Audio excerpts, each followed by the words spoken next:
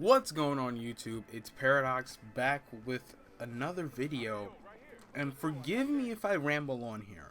Now, I've been doing a lot of thinking, and over on the blog a lot of you may have already seen a post kind of similar to what I'm about to really go in depth with.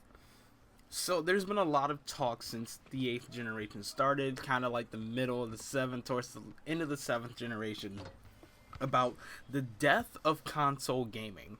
Now, I want to give you guys my thoughts on this because console gaming is not going to, it is going to die, but it's not the way that you think. Some people may have already clicked off of this video. I'm like, console gaming is gonna die, run for the hills. No, that's not, I'm not saying this. There's gonna be a change in the business model. Now, here's what I'm proposing. Valve's already coming out with this line of Steam machines. There's a bunch of problems with that already. That's a topic for a whole nother video because I do not support the way Valve's handling the Steam machine initiative. That's a whole nother thing in and of itself. But, so, we've recently seen a lot of people switch over to PC gaming. Why? You're able to customize your own PC, you're able to put whatever operating system you want on there, you're able to upgrade parts individually, and you get somewhat a lot of bang for your buck, alright? So, what keeps people around with consoles? It's easy, it's simple, and you don't have to control every single little thing. You don't have to wait, you don't have to install drivers, you don't have to go through all of this stuff. It just pick up, play, you're good to go. Now, here's the thing. The thing with consoles is that you're selling, by the time the console generation ends, that hardware is so old. And even now, we're getting older hardware because you have to step up, but you can't step up so much that you go out of your price range, right? So I think Valve is onto something with the Steam Machine initiative, with the fact that you're getting a micro PC that you can, well, some of them, the majority of them, you can upgrade, and you go through this entire process. So you have this customizability here, but you're able to get more out of it, and you're able to interact. So you're not having the stagnant same hardware for years to come. So a lot of people have already switched over to PC. I understand that. I'm going to be building my own PC. I understand that. So, what is it? How are consoles going to stay alive, right? That's the question I'm about to answer.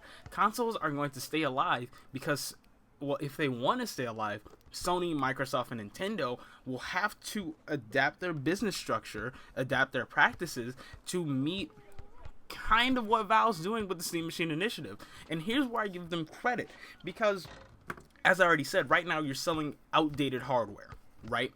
So, what I think has to happen within the next 2, maybe 3, pushing it generations, is that you're going to see a return to form. You're going to see PlayStation, Xbox, whatever Nintendo is going to go with. I don't know what in the world, because their names are so weird.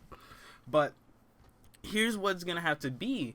They're going to have to stop the normal way that they sell hardware, because you have all these people working in hardware, you have all these hardware manufacturers. You don't want to lay them all off, and you don't want to lose all the money that you get from hardware manufacturing, although a lot of this stuff is sold at a loss, but still, that's you still get a ton of money coming in. So they're gonna have to manufacture individual parts, right? You sell this base model for, let's say, $450. You sell a base model, call it PlayStation, right? So now, also in the market, you have the new graphics card, you have a new CPU, you have this stuff, and it's like, crap.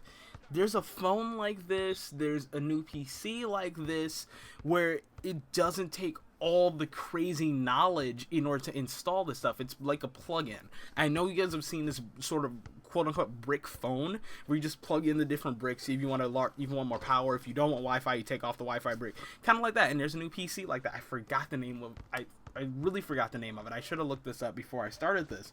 But anyway, it's gonna have to be a user-friendly thing, but offer enough depth. So, okay, I want to run Infamous 7. I'm just throwing something out. I don't know. So let's say there's a new one. You have to have such and such if you want to run it on max settings. You know, it's gonna have to be like that. It's gonna have the small form factor PC that you can tear apart and upgrade. Now, this in and of itself will transform the business model. You're not going to see stagnant hardware. You're going to see a base model with individual parts. And these individual parts are going to be sold by not only the people who are licensing and publishing the games that you love, but they're also helping you play new games by upgrading your hardware. So, in and of itself, in addition to selling the base unit, like I said, you have all these parts. So they're making money through all of this, right? And maybe every 5-6 years, most games will require the previous gen games at max settings. That's how we'll have this sort of transition into the quote-unquote next generation. You just have to go out and buy new parts. Or if you already have those parts, you're good to go. You know? That's going to have to be the way that this goes. It's going to transform them into a service. A service. And then everybody's going to be thinking, you know, why would I do this? Why just not build a PC?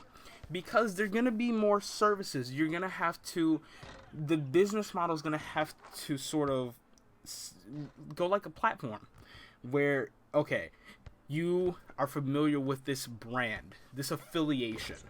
This is where you want to be. So you keep this sort of brand loyalty thing going on, although how bad that can actually be in the grand scheme of things, especially using the internet. Because, you know, we have all of these fanboy wars and everything, but that's besides the point. You keep this brand affiliation, you keep your marketing pushes, you keep your exclusives, but you're selling different hardware. And let's say, in order to stay competent, in order to stay competitive, you have to sell the same hardware as your competitors. So you still have this sort of race, this sort of push. Like, oh, PlayStation has such and such graphics card out, but Xbox has such and such graphic card that's more powerful, so I can run Madden 55 at the highest, at ultra settings or something, you know? So you have to offer this depth, but you have to offer just this base for people to really enjoy. And maybe you'll get a new base model every few years or something. Maybe that will be something that you can also do. I'll say, hey, we have all these parts out, but instead of doing that, you can just buy this base model. Flat fee, boom, there you go. You don't have to worry about any of this stuff, right? So I think that's the way that consoles are going to have to transform. You're going to have some sort of a micro PC in a case, kind of like we have now, but it has to be easily customizable. I will have links to not only that phone but that PC that I was referring to down in the description. I can't really remember the name of it right now, I'm sorry. So I know this was kind of a ramble video, whatever. Leave your thoughts down in the comment section. I would love to talk to you guys about this. I want to know what you think. What is the future of console gaming?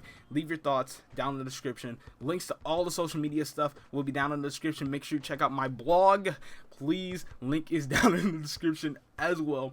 And until next time, this is Paradox saying peace.